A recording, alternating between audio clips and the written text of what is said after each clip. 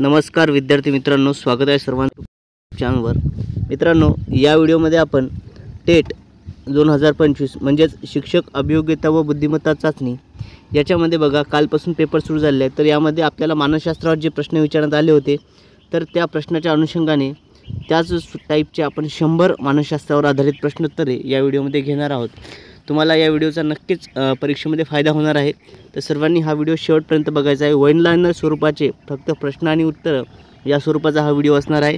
त्याच्यामुळे कमी कालावधीत तुम्हाला 100 प्रश्न या ठिकाणी एक 10 ते 15 मिनिटांमध्ये आपण 100 प्रश्न या ठिकाणी कव्हर करणार आहोत। तत्पूर्वी जर चॅनलवर नवीन असाल तर चॅनलला सबस्क्राइब करायचं आहे। चला तर मग व्हिडिओला सुरुवात करूया। बघा, बुद्धिमत्तेचा जनक कोण आहे? बुद्धिमत्तेचा जनक अल्फ्रेड बिने आहे। ओके, बुद्धिमत्तेचा जनक अल्फ्रेड बिने। अल्फ्रेड बिने याने 120 बुद्धिमत्तेचे घटक जे आहेत ते सांगितले होते। किती? 120। यानंतर IQ चे पूर्ण रूप काय? तर IQ चे पूर्ण रूप या ठिकाणी इंटेलिजंट कोटेंट। तिसरा प्रश्न आहे, IQ ची सरासरी पातळी किती असते? तर 100। ओके, बघा यानुसार पातळी बुद्ध्यांक काढतात IQ नुसार। पुढचा प्रश्न आहे, बाळाच्या भाषिक विकासाची पहिली पायरी कोणती? तर रडणे ही बाळाच्या भाषिक विकासाची पहिली पायरी आहे। मनाचे 3 स्तर कोणते? मनाचे 3 स्तर आहेत चेतन, अर्धचेतन आणि अचेतन। हे मनाचे 3 स्तर आहेत। यावरती कालच्या शिफ्टमध्ये आपल्याला प्रश्न बघायला मिळाला होता विद्यार्थी मित्रो।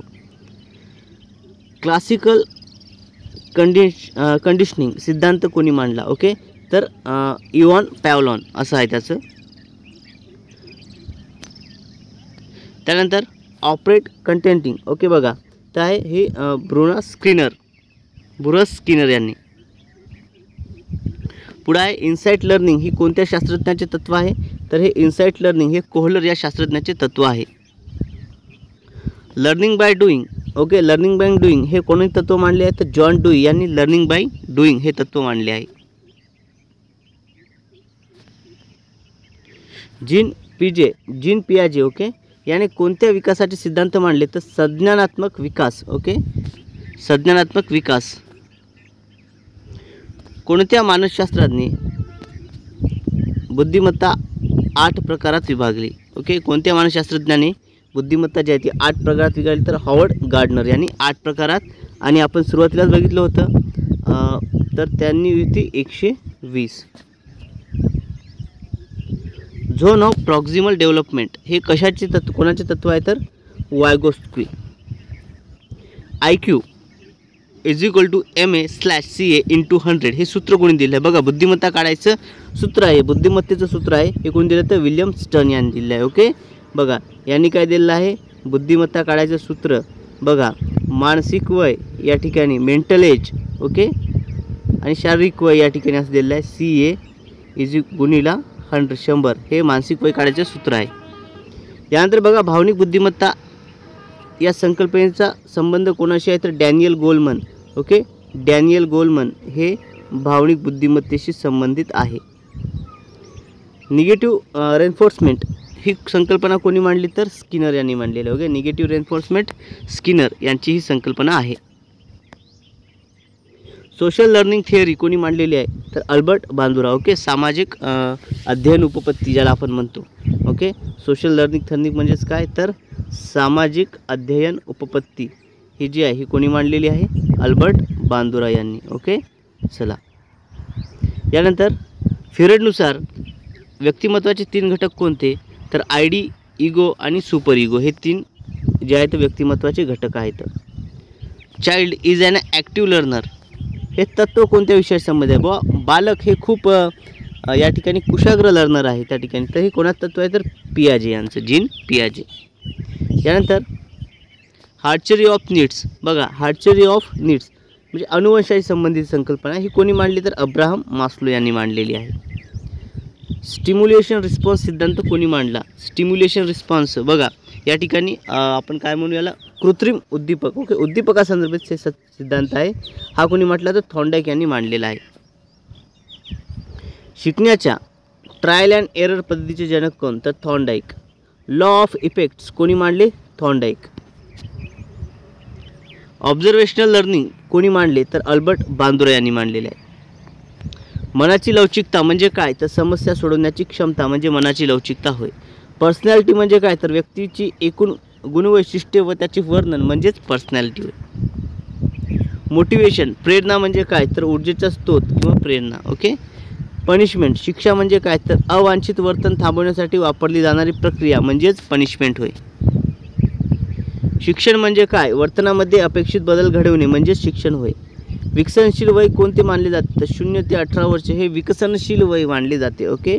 0 ते 18. शिकणे ही प्रक्रिया कशी आहे शिकणे ही सतत चालणारी उद्देशपूर्ण अशी प्रक्रिया आहे. संवेदना सेन्सेशन व ग्रहण ओके हे यातील फरक काय तर संवेदना या इंद्रियाच्या माध्यमातून माहिती देतात तर ग्रहण व त्याची समज. व्यक्तिमत्व मापनासाठी वापरण्यात येणारी चाचणी कोणती तर व्यक्तिमत्व चाचणी पर्सनॅलिटी टेस्ट ही व्यक्तिमत्व मापनासाठी वापरण्यात येणारी चाचणी आहे. मेमोनिक डिव्हाइस कशासाठी वापरतात तर स्मरणशक्ती वाढवण्यासाठी. IQ चाचणीचा उद्देश काय असतो तर बुद्धिमत्ता मोजणे. समस्याचे विश्लेषण व निराकरण करण्याची क्षमता म्हणजे काय विचारशक्ती reasoning ability. Child centred education म्हणजे विद्यार्थी केंद्रित शिक्षण म्हणजेच काय हे कोणी मांडलेलं आहे हे तत्त्व तर जॉन डुई यांनी विद्यार्थी केंद्रित शिक्षण हे तत्त्व मांडलेले आहे. जाणीवेच्या पातळ्यांवर किती प्रकार असतात जाणीवेच्या पातळ्यावर बघा चेतन अधचेतन आणि अचेतन हे 3 या ठिकाणी जाणीवेच्या पातळ्यावर प्रकार आहेत. शालेय वयातील मुलांमध्ये विकास किती प्रकारचा असतो तर शालेय वयातील मुलांमध्ये विकास जो असतो हा 5 प्रकारचा असतो. शारीरिक सामाजिक भावनिक बौद्धिक व नैतिक. शिक्षणाचे अंतिम उद्दिष्ट काय तर व्यक्तिमत्वाचा सर्वांगीण विकास करणे हे शिक्षणाचे अंतिम उद्दिष्ट आहे. विद्यार्थी मित्र व्हिडिओ आवडत असल्यास सर्वांनी चॅनलला सबस्क्राईब करायचं आहे. ओके. सर्वांनी काय करायचं आहे चॅनलला सबस्क्राईब करायचं आहे आणि व्हिडिओला लाईक करायचं आहे. आणि या प्रश्नांची जर तुम्हाला PDF हवी असेल तर आपलं टेलिग्राम चॅनल जॉईन करायचं आहे ज्याच्यावर तुम्हाला या प्रश्नांची PDF मिळून जाईल. ही PDF तुम्हाला त्या ठिकाणी प्रोव्हाइड केल्या जाईल. रेन्फोर्समेंट म्हणजे काय तर शिकण्यास प्रोत्साहन देणारी क्रिया म्हणजे रेन्फोर्समेंट होय.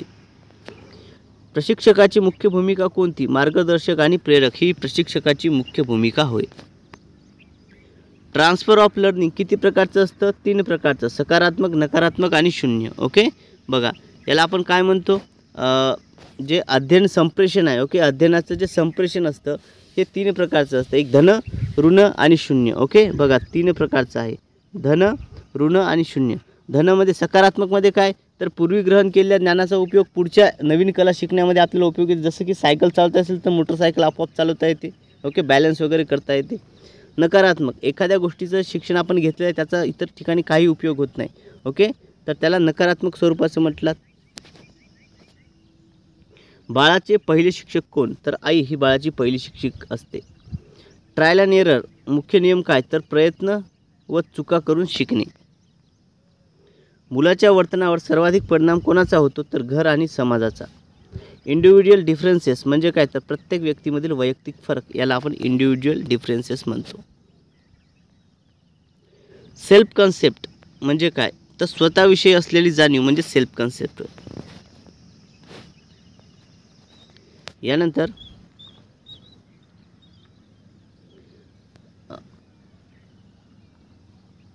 रेडीनेस ही संकल्पना कोणत्या सिद्धांतात येते तर थॉर्नडाईकच्या शिकण्याच्या नियमात येते.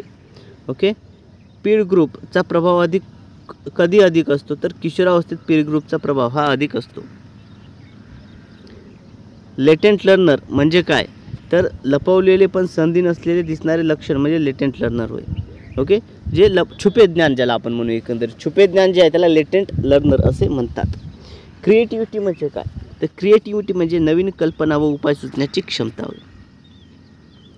IQ आणि बुद्धिमत्ता यात काय फरक आहे तर IQचे मापन आहे पण बुद्धिमत्ता ही एक मानसिक क्षमता आहे. शालेय मुलांमध्ये नैतिक विकासाचे टप्पे कोणी मांडले तर लॉरेन्स कोलबर्ग यांनी शालेय मुलांमध्ये नैतिक विकास जो आहे याचे टप्पे मांडले. नैतिक विकास म्हणले की लॉरेन्स कोलबर्ग हे नाव लिहून ठेवायचं त्या ठिकाणी. बघा यानंतर पुढचा प्रश्न आपल्या स्क्रीनवरती आहे. लर्निंग कर्व म्हणजे काय लर्निंग कर्व म्हणजे काय तर शिकण्यातील प्रगतीचा आलेख जो आहे त्याला लर्निंग कर्व असे म्हणतात. ओके. अध्ययन आलेख जो असतो त्याला लर्निंग कर्व असे म्हणतात. लॉरेन्स यांनीच ते मांडलेलं आहे. लॉरेन्स वक्ररेषा देखील त्याला म्हणतात. ओके, बघा इगोसेंट्रिक थिंकिंग म्हणजे ही कोणत्या वयात दिसते तर लहान वयात दिसते, 2 ते 7 वर्षामध्ये. मुलांचा बौद्धिक विकास कोणत्या क्रमाने होतो तर सोप्याकडून जटिलाकडे या पद्धतीने मुलांचा बौद्धिक विकास हा होत असतो. शिकणं कधी स्थायी होतं जेव्हा विद्यार्थ्यांमध्ये सारस्य असतं तेव्हा शिकणं स्थायी होतं. रिटेन्शन म्हणजे काय तर शिकलेली माहिती लक्षात ठेवणे म्हणजे रिटेन्शन. रिकॉल म्हणजे काय तर लक्षात ठेवलेली माहिती पुन्हा आठवणे याला रिकॉल म्हणतात. ओव्हर लर्निंग म्हणजे काय तर माहिती अधिक पक्की करणे म्हणजे ओव्हर लर्निंग होय, याचा उपयोग आहे. ओके, ओव्हर लर्निंगचा उपयोग जो आहे माहिती पक्की करण्यासाठी होतो. मेंटल एज म्हणजे काय तर बुद्धिमत्तेच्या आधारे मिळणारे वय यालाच मेंटल एज म्हणजे मानसिक वय याला म्हणतात. त्यालाच काय म्हणतात तर मानसिक वय. मेंटल एज म्हणजेच मानसिक वय होय. क्रोनोलॉजिकल एज म्हणजे काय तर प्रत्यक्ष वय. ओके, क्रोनोलॉजिकल एज म्हणजे प्रत्यक्ष वय. बघा या ठिकाणी मी तुम्हाला सांगितलं होतं बुद्धिमत्ता बरोबर. ओके, बुद्धिमत्ता बरोबर मानसिक वय, त्यानंतर वास्तविक वय प्रत्यक्ष वय गुणिले 100 हे बुद्धिमत्ता काढायचं सूत्र आहे. इंटरेस्ट शिकण्याचा ओके महत्त्वाचा घटक काय आहे कारण ते शिकणं अधिक सोपं आणि आनंददायी करतं. आवड त्या ठिकाणी. अटेन्शन ओके लक्ष म्हणजे काय तर एखाद्या गोष्टीकडे लक्ष केंद्रित करणे. सकारात्मक शिक्षण पद्धतीत काय असतं प्रोत्साहन व मार्गदर्शन. हॅबिट फॉर्मेशन कशावर अवलंबून आहे तर पुनरावृत्ती आणि सुसंगता यावरती आपली आवड निर्माण होण्याची जी क्षमता आहे ती अवलंबून असते.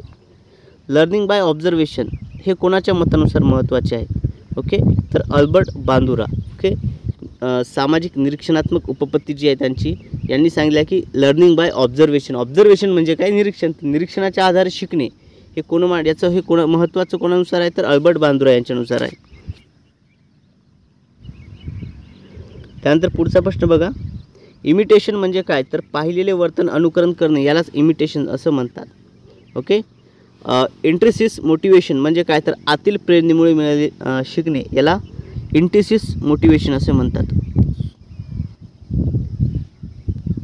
बघा आता ही पहिले इंट्रिस म्हणजे आतील, आता एक्स्ट्रा आहे या ठिकाणी. एक्स्ट्रिसिक मोटिवेशन म्हणजेच बाह्य पुरस्कारामुळे शिकणे. मुलांमध्ये अभ्यासाची गोडी वाढवायची असेल तर काय करावे शिकण्यास संदर्भ जोडावा.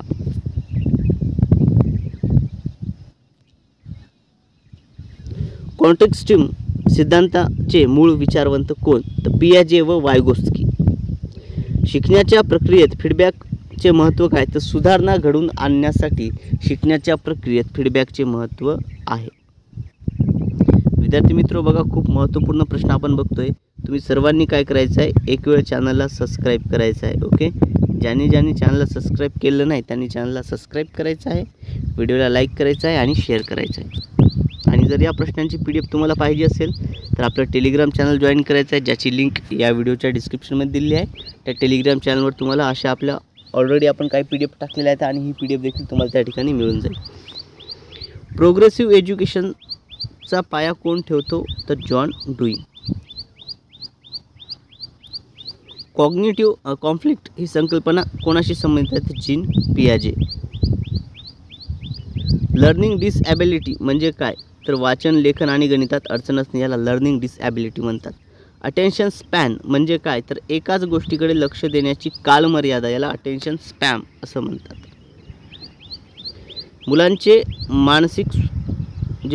मुलांचे भावनिक स्वास्थ्य कशावर अवलंबून असते तर घरातील वातावरणावर मुलांचे भावनिक स्वास्थ्य जे आहे ते अवलंबून असते. मोरल डेव्हलपमेंट सर्वाधिक कोणत्या वयात होते तर किशोरावस्थेत मोरल डेव्हलपमेंट सर्वात जास्त होत असते. उत्कृष्ट शिक्षकाचे प्रमुख लक्षण काय तर विद्यार्थ्यांमध्ये उत्सुकता निर्माण करणे हे उत्कृष्ट शिक्षकाचे प्रमुख लक्षण आहे. रिवॉर्ड शिकण्याच्या कोणत्या प्रकारात येतो तर सकारात्मक बळकटीकरण पॉझिटिव्ह रिन्फोर्समेंट याच्यामध्ये हा येतो. शिकण्याची प्रक्रिया कोणत्या गोष्टीवर अवलंबून असते तर विद्यार्थी शिक्षक व वातावरण याच्यावरती शिकण्याची प्रक्रिया ही अवलंबून असते. शालेय वयातील मुलांमध्ये सर्वाधिक प्रगती कोणत्या क्षेत्रात दिसते? तर बौद्धिक क्षेत्रामध्ये दिसते. प्रॉब्लेम सॉल्विंग सर्वप्रथम काय केले जाते? प्रॉब्लेम सॉल्विंगमध्ये सर्वप्रथम काय केले जाते? तर समस्येचे विश्लेषण केले जाते. ड्रिल मेथड मग कशासाठी वापरतात? तर कौशल्य विकासासाठी ड्रिल मेथड वापरली जाते. कन्सेप्ट फॉर्मेशन म्हणजे काय? कन्सेप्ट फॉर्मेशन म्हणजे काय? तर एखाद्या गोष्टीची स्पष्ट समज यालाच कन्सेप्ट फॉर्मेशन असं म्हणतात. मेंटल हायजीन म्हणजे काय? तर मानसिक आरोग्य राखण्याची कला याला मेंटल हायजीन असं म्हणतात. शिकण्यासाठी विद्यार्थ्यांमध्ये काय असणे आवश्यक आहे? तर स्वारस्य आणि प्रेरणा हे आवश्यक आहे. ओके, बघा, जर काही शिकायचं असेल तर आपल्याला त्याच्यामध्ये आवड असली पाहिजे. आपल्याला त्या गोष्टीप्रती आवड निर्माण झाली असणे खूप गरजेचं आहे. डेव्हलपमेंट म्हणजे काय? शारीरिक, मानसिक व सामाजिक प्रगती याला डेव्हलपमेंट असे म्हणतात. ग्रोथ आणि डेव्हलपमेंट यामध्ये काय फरक आहे? ग्रोथ म्हणजे ही शारीरिक वाढ आणि डेव्हलपमेंट म्हणजे प्रगती. एकंदरीत ग्रोथ ही अमूर्त आहे आणि प्रगती ही अमूर्त आहे असं आपण देखील म्हणू शकतो त्या ठिकाणी. शिकणे हे सतत चालणारी प्रक्रिया असं कोण सांगतो? तर आधुनिक मानसशास्त्र जे आहे ते शिकणे ही सततच चालणारी प्रक्रिया आहे असं सांगते. रिग्रेशन हे कोणत्या प्रकारचे वर्तन आहे? तर बचावात्मक वर्तन आहे. प्रोजेक्शन म्हणजे काय? तर स्वतःच्या दोषांचा दोष दुसऱ्यावर टाकणे याला प्रोजेक्शन म्हणतात. गायडन्स म्हणजे काय? तर योग्य निर्णय घेण्यासाठी दिलेले मार्गदर्शन याला गायडन्स असं म्हणतात. ॲडजस्टमेंट म्हणजे काय? तर परिस्थितीनुसार स्वतःला जुळवून घेणे याला ॲडजस्टमेंट म्हणतात. सोशिओमेट्री कोणाशी संबंधित आहे? सोशिओमेट्री ही सामाजिक संबंध मोजणे याची संबंधित आहे. मॅच्युरेशन म्हणजे काय? मॅच्युरिटी ज्याला आपण म्हणतो, अंतर्गत वाढ आणि परिपक्वता. ओके, मॅच्युरिटी म्हणतो ना आपण, तर अंतर्गत वाढ आणि परिपक्वता. Learning is modification of behaviour. Okay, learning is modification of behaviour हे कोणी म्हटले आहे? तर B.F. स्किनर यांनी म्हटलेलं आहे. इंटरेस्ट इन्व्हेंटरी कशासाठी वापरले जाते? तर विद्यार्थ्यांचे स्वारस्य राखण्यासाठी किंवा ओळखण्यासाठी. आणि चांगल्या शिक्षकाची प्रमुख वैशिष्ट्ये कोणती आहे? तर सहानुभूती, स्पष्टता, संवाद, कौशल्य आणि प्रेरणा देणे ही चांगल्या शिक्षकाची प्रमुख वैशिष्ट्ये आहेत. बघा विद्यार्थी मित्रो, अशा स्वरूपाचे प्रश्न आपण या ठिकाणी बघितलेले आहेत. सर्वांनी जे आहे, ज्यांनी व्हिडिओला लाईक केलं त्यांनी सर्वांनी व्हिडिओ लाईक करायचा आहे आणि चॅनलला सबस्क्राईब करायचं आहे, व्हिडिओला लाईक करायचं आहे. दररोज तुम्हाला या ठिकाणी शिफ्टनुसार प्रश्न बघायला मिळतील. ओके, बघा याच्यापैकी जे आहेत कम से कम 7 ते 8 प्रश्न जे आहेत ते कालच्या 27 मेच्या शिफ्टमध्ये विचारण्यात आले होते. ओके, बघा ज्यांचा पेपर बाकी आहे त्या सर्वांसाठी या ठिकाणी बेस्ट ऑफ लक. ओके, बघा सर्वांनी व्हिडिओ मित्रो या व्हिडिओमध्ये एवढंच. भेटूयात पुढच्या व्हिडिओमध्ये. Thank you so much.